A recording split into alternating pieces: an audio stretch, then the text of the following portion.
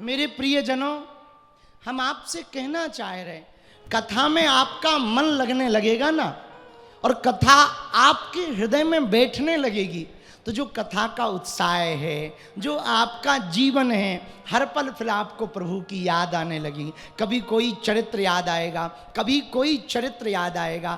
जब चरित्र याद आएंगे तो आपके नेत्र बंद होने लगेंगे। नेत्र बंद होने लगेंगे तो आपके नेत्र बंद होते ही वो अद्भुत छटा, अद्भुत दर्शन राम जी के आपको होने लगेंगे।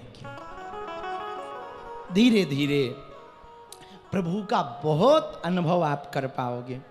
इसलिए एक बात हम कहें, वो गंगा, भगीरथी गंगा वहाँ बह रही है जो श्री हरि के चरणों से निकली है, लेकिन कथा गंगा 7 दिन की शिवपुरी में बह रही है।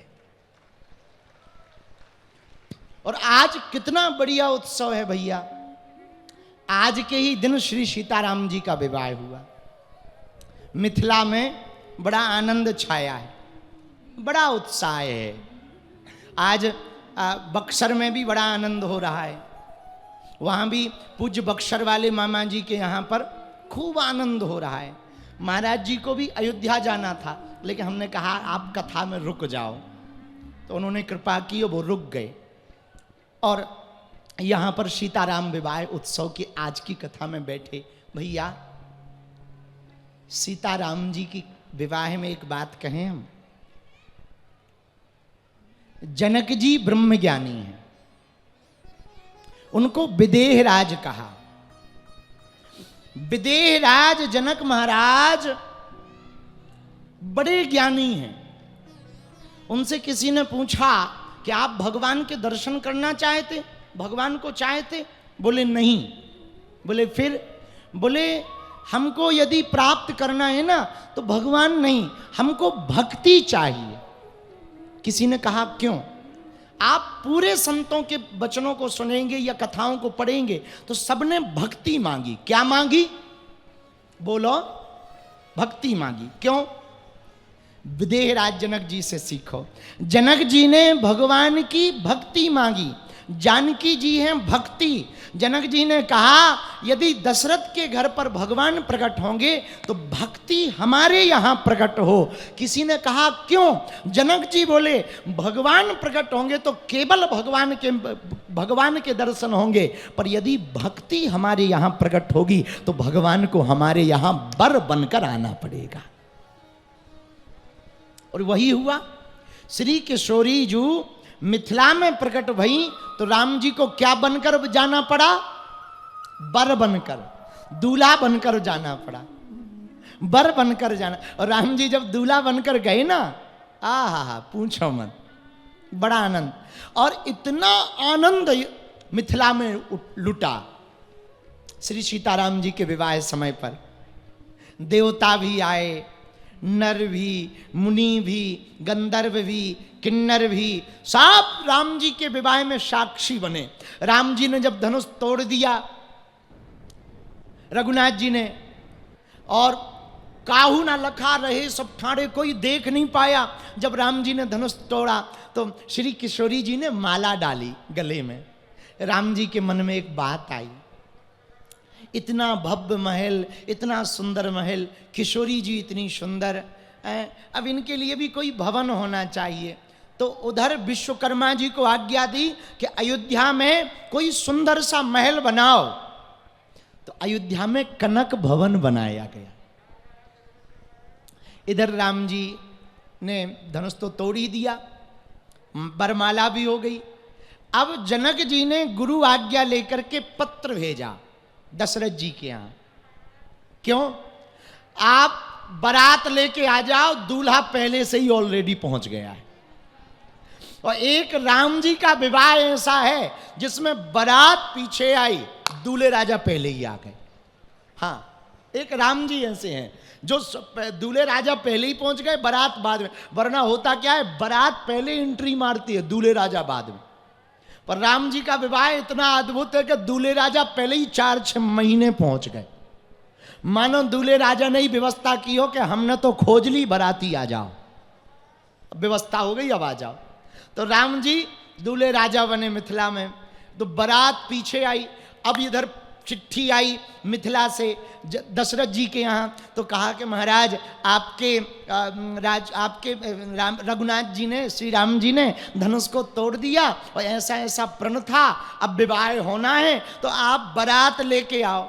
दशरथ जी बड़े खुश भये, बहुत अच्छी बात है, बड़ी प्रसन्नता की बात। अब बारात की तैयारी हुई तो वशिष्ठ जी से दशरथ जी ने कहा, महाराज बारात तो ले जाएंगे पर इतनी लंबी दूर जाना है मिथिला, और बिना दूल्हा के जाएंगे तो जगह जगह लोग पूछेंगे तो दूल्हा कहाँ है। तो वशिष्ठ जी ने कहा, एक काम करो। बोले क्या? बोले वो भी दो हैं, यहां भी दो बचे, भरत जी और शत्रुघ्न जी, दोनों को थोड़ा ठीक ठाक सजा धजा के बैठा दो, और कोई पूछे दूल्हा कहाँ है तो इशारा कर देना ये है। तो दशरथ जी बोले, वाह, यदि इनको दूल्हा बना करके ले गए और उधर से वापस ये खाली आएंगे तो। वशिष्ठ जी बोले, चिंता ना करो, ये तो ये बारात में जितने बिना ब्याह के जाएंगे सबकी हम शादी करा के लाएंगे, सबका ब्याह पक्का है, हमारी गारंटी, चाहे 6 महीने रुकने पड़े। हमने महाराज पढ़ा है, मिथिला के संत सुनाते हैं कि भैया उस बारात में घोड़े बड़े खुश थे। तो किसी ने कहा घोड़ों से कि तुम खुश क्यों हो? तो घोड़े बोले, गुरुजी ने कहा कि जो जो बिना ब्याह के हैं सबका ब्याह होगा, मतलब अपन को भी घुड़िया मिलेगी। हाँ हाँ, तो घोड़े भी खुश थे उस बारात में, हाथी भी खुश थे, अपन को भी। हाँ, जितने बिना ब्याह वाले अयोध्या में रहते थे वो सब के सब तैयार भय, उनकी माताओं ने तैयार, जा और बारात में जा पर ना जा, इस बारात में जरूर जा। तो कहे क्यों माँ जी? अरे लाला, पता नहीं है, महाराज वशिष्ठ ने कहा है जितने बिना ब्याह के बारात में जाएंगे सब लुगाइयां लेके आएंगे, सबका ब्याह होगा। इसी चक्कर में सही, राम जी के चक्कर में, पर कम से कम ब्याह तो हो जाएगा, जाओ। अब बारात चली तो दशरथ जी एक रथ पर, वशिष्ठ जी बैठे, पूरी बारात सज गई, सब बाराती भरत जी और शत्रुघ्न जी बैठ गए। अब बारात बढ़ी, जैसे ही बारात आगे चली तो एक बात और अद्भुत हुई, सब लोग देखने आ गए, इतनी बड़ी बारात, ओ हो भैया ये किसकी बारात है, ये कौन जा रहा है? तो किसी ने कहा ये अयोध्या से बारात आई है, मिथिला जा रही, मिथिला। अरे वाह, पर भैया एक बात बताओ, दूल्हा कहाँ है? ये है दूल्हे राजा। भरत जी और शत्रुघ्न जी की तरफ सब इशारा कर दें, ये दूल्हे राजा हैं। दशरथ जी धीरे से कान में बोले, बाबा इनको दूल्हा तो बना दिया, पर कहीं यदि सूखे आ गए तो नाक कटेगी, नाक। राम जी का ब्याह हो या ना हो, इनका जरूर हो जाए, क्योंकि ये घोषित उम्मीदवार हो गए, इनका ब्याह जरूर हो जावे। यदि कथा सुनने का गुण आ जाए, सुनो, रामायण में वर्णन है, बिनु सत्संग विवेक न होई, राम कृपा बिनु सुलभे न सोई, बिनु सत्संग विवेक न होई, राम कृपा सुलभ न सोई।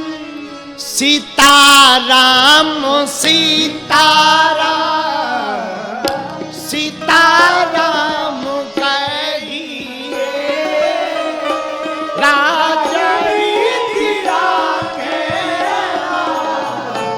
ताहि विधि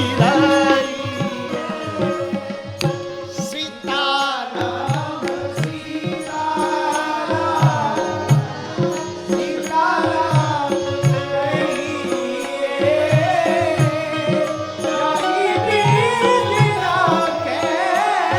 गाइए गाइए गाइए पागलो। बिनु सैतो संग विवेक न होई, राम कृपा सुलभ न सोई।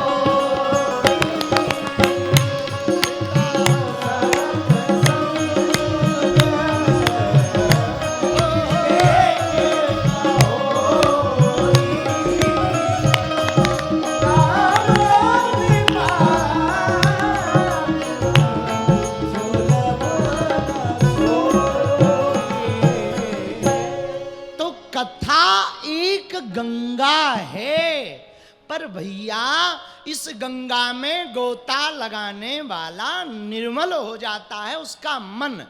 मन निर्मल क्यों करना? अरे भाई तुम रामायण पढ़ते ही नहीं हो, पढ़ो रामायण, उसमें ही तो लिखा।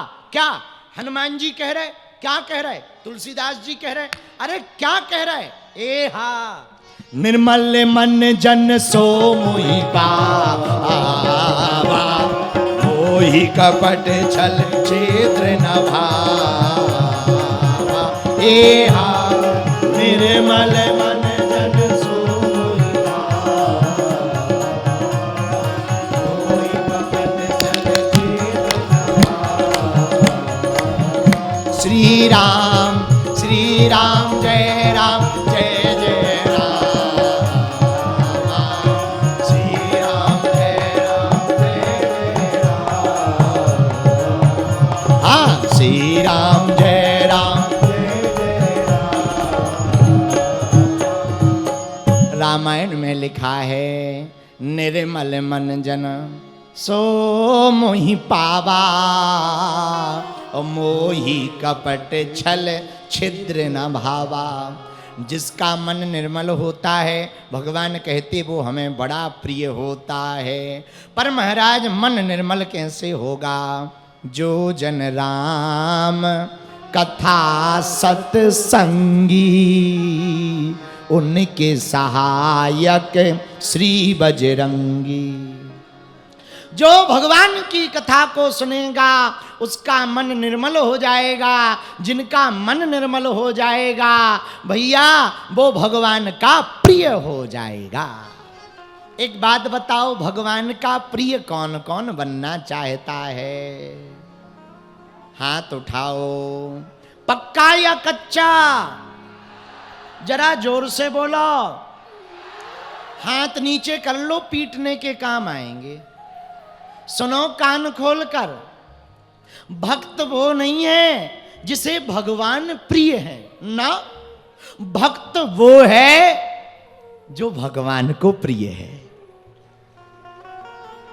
अभी आपको भगवान प्रिय हैं, किसी को हनुमान जी प्रिय हैं, किसी को राम जी प्रिय हैं, किसी को श्याम जी प्रिय हैं, किसी को शिव जी प्रिय हैं, किसी को माता रानी प्रिय हैं। अभी आपको भगवान प्रिय हैं और हम पता है क्या चाहते?